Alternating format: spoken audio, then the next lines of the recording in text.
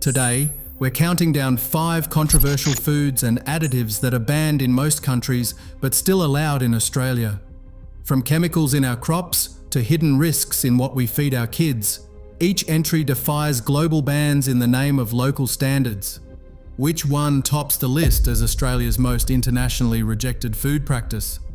Let's begin with number 5.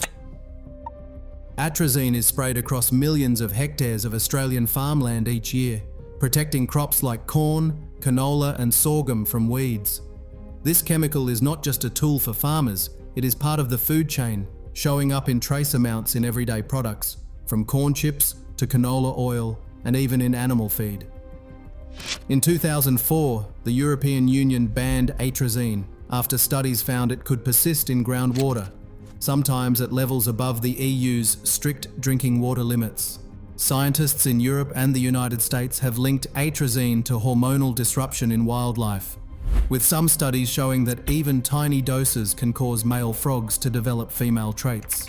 Despite these warnings, the Australian Pesticides and Veterinary Medicines Authority still allows atrazine, arguing that under local use conditions, the risk to human health and the environment remains low. State water authorities continue to monitor for contamination, but Australia's approach accepts a higher threshold of risk than most developed countries.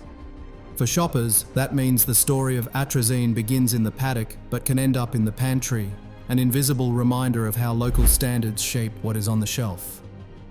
Chicken is the most popular meat in Australia, with millions of birds processed every week in facilities that rely on chemical washes as a final line of defense against bacteria.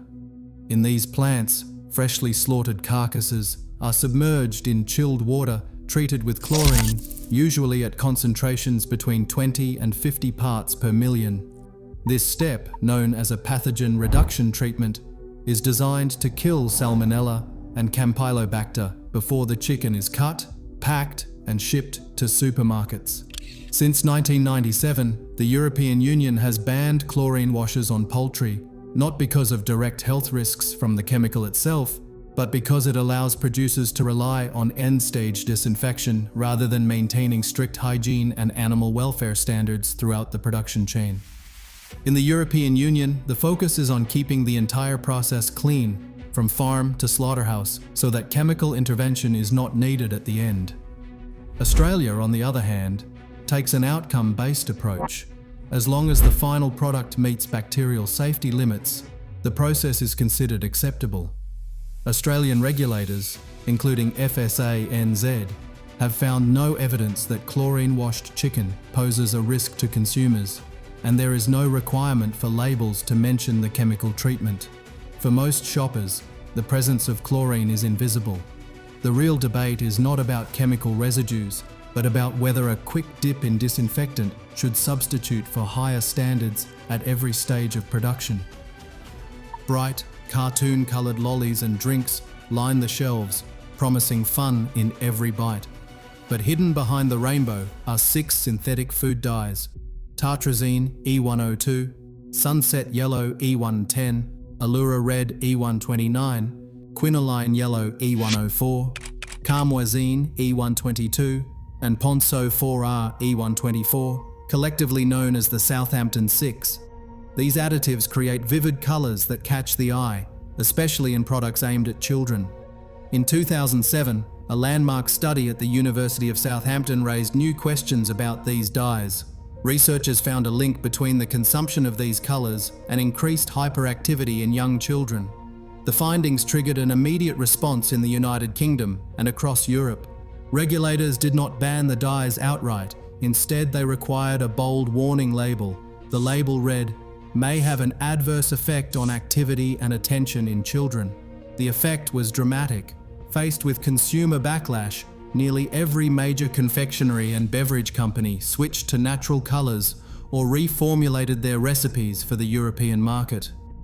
Australian regulators, led by FSA-NZ, reviewed the same evidence but reached a different conclusion. They decided the data was not strong enough to justify a ban or a warning. As a result, products containing these dyes are still widely sold in Australia, and the only clue is a small E number on the label.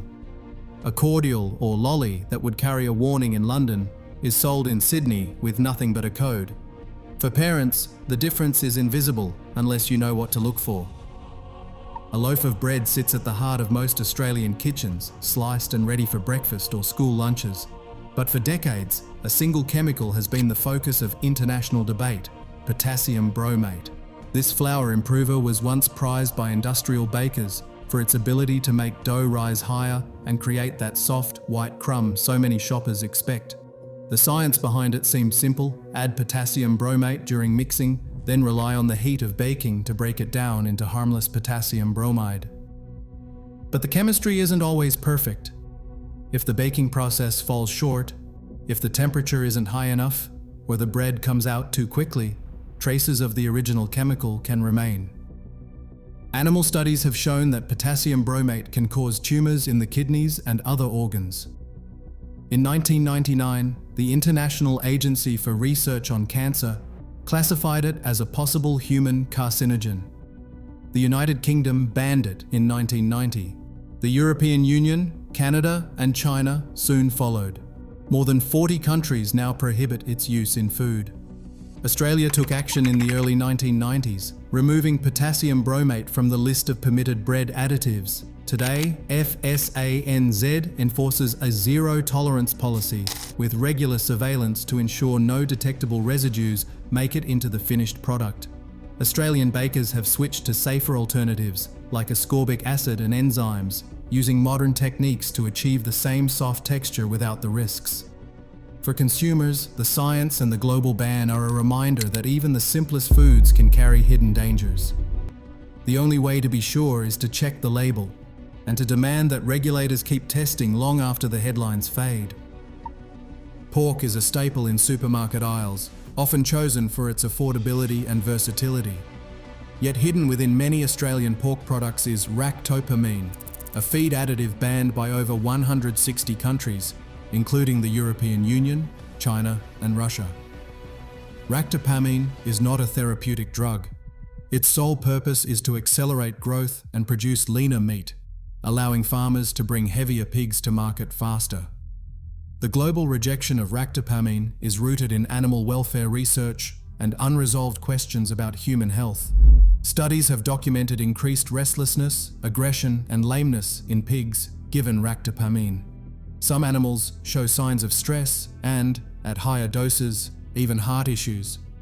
These findings led the European Union and China to enforce strict bans, refusing to import pork unless it is certified ractopamine-free. Many other countries maintain zero-tolerance policies for residues in meat. Australia stands apart. Here, ractopamine is legal and widely used, especially in the final weeks before slaughter. Food Standards Australia New Zealand permits residues up to 0.05 milligrams per kilogram of muscle meat, which is among the highest limits in developed nations. Regulators argue that these levels are safe, citing their own reviews. Yet some researchers remain cautious, pointing to studies that suggest possible cardiovascular effects in humans, such as increased heart rate and raised blood pressure. While the evidence is not definitive, the divide between Australia and the rest of the world is stark. Trade tensions have emerged as a result. When China threatened to block Australian pork over ractopamine residues, exporters responded by creating dual supply chains. Pork bound for China and the European Union is kept strictly ractopamine-free, while domestic consumers receive pork from animals treated with the additive. This system relies on careful segregation at every stage, from feed mills to processing plants, managed quietly by logistics and quality control teams. For shoppers, there is no label or warning, just a silent division shaped by international standards and trade agreements. Animal welfare advocates in Australia have called for a ban, citing the near universal rejection of ractopamine overseas and the documented stress it causes in pigs. Industry groups insist the additive is safe and essential for competitiveness. In the end, the decision to allow ractopamine in Australian pork reflects a willingness to accept risks and trade-offs that most of the world has already refused. Across all 5 entries, one truth stands out. Australia's food rules prioritise risk thresholds over global caution. While other nations reject these additives and processes, we permit them, trusting in our own assessments. It's a reminder, food safety isn't universal, it's a national choice. What would you change?